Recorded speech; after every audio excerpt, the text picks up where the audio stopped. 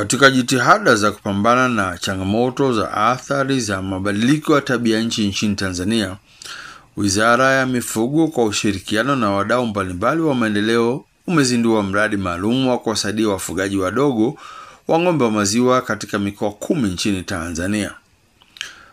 Mradi huo utakaotekelezwa ndani ya miaka 10 utawanufaisha wafugaji wadogo katika mikoa 10 ya Tanzania bara na visiwani kwa gharama ya zaidi ya dola za Marekani milioni 170.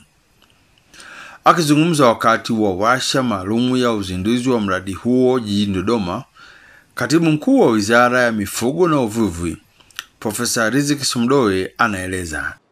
Ni moja ya maeneo muhimu sana, kwani inategemewa sana na wananchi na Watanzania wengi. Kwa hiyo tunashukuru sana kwa upatikanaji wa fedha hizi.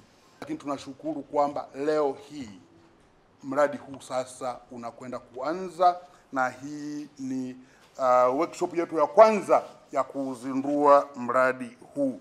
Jawapo tutakapokuwa tunatoka hapa, sisi wote tuhakikishe kwamba tunakoenda kufanya mradi huu tuzingatie thamani ya fedha. Tuzingatie muda wa mradi. Kama nilivyokwisha kusema, mradi huu ni wa miaka 10. Kwa hiyo tuhakikishe kwamba muda tulionao tuupange vizuri, ndani ya miaka 10 tukamilishe malengo ya mradi, kupata matokeo chanya kwa wale ambao tunawategemea kufanya kazi hii. Nikimaanisha hapa vijana, wakina mama, lakini na hata wenye ulemavu ambao wamehusika watahusika kama wanaonufaika na mradi huu. Ni vyema sana tukahakikisha kwamba tunawapa matokeo chanya. Ali Hamis Juma, Katibu Mkuu wa Wizara ya Kilimo, Umwagiliaji na Mifugo kutoka Zanzibar, akawa na haya ya kueleza juu ya utekelezaji wa mradi huo. Sisi kama Wizara ya Kilimo Zanzibar tumejipanga kuona kwamba tunafanikisha swala hili, hasa kwa sababu ni sehemu ya mradi huu. Na moja kati ya mambo ambayo tumejipanga ni kuona kwamba wale ambao tunao kunako listi yetu, kwa maana wafugaji wadogo wadogo, tunaanza kuwafuatilia tangu leo mradi unapoanza, tuweze kuona jinsi wanavyokuwa katika sekta hii na tuone mabadiliko katika maisha yao. Mradi unalenga pia vile kuangalia vijana ambao wamejiingiza kunako sekta hii ya mifugo, lakini vile na kina mama ambao kwa hivi sasa sio wengi sana, lakini tutatumia nguvu nyingi kuwashajisha na wao waweze kuingia kunako sekta hii ili tuweze kuona mafanikio. Kwa upande wake, Steven Michael, mkurugenzi wa uzalishaji na masoko wa Wizara ya Mifugo na Uvuvi, anaeleza kuhusu umuhimu wa mradi huo katika maendeleo ya sekta ya maziwa nchini Tanzania. Kwa hiyo unaweza kuona miongoni mwa mazao ya mifugo ni zao la maziwa.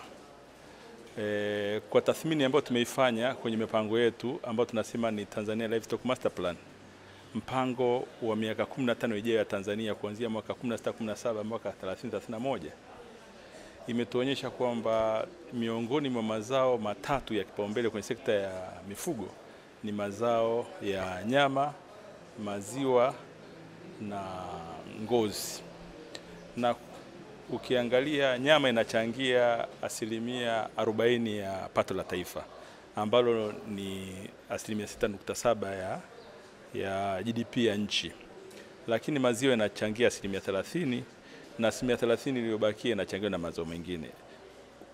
Zao la maziwa kwa tathmini tulifanya kufikia mwaka 30-31 inaonyesha kutakuwa kuna upungufu wa maziwa kiasi cha lita milioni 5.8. George Msalia ni msajili wa bodi ya maziwa, na hapa anaeleza juu ya majukumu ya bodi katika utekelezaji wa mradi huo.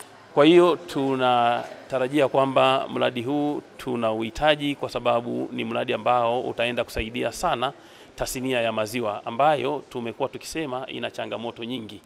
zikiwemo changamoto za uzalishaji mdogo, tuna maziwa kidogo nchini, bado hayatutoshi, ikiwemo habari ya masoko ya maziwa, ikiwemo habari ya ukusanyaji wa maziwa yaweze kuwafikia walaji, lakini na kufanya biashara iweze kuwa biashara nzuri itakayoweza kuleta faida kwa wazalishaji na wahusika wote au stakeholders wa tasnia ya maziwa.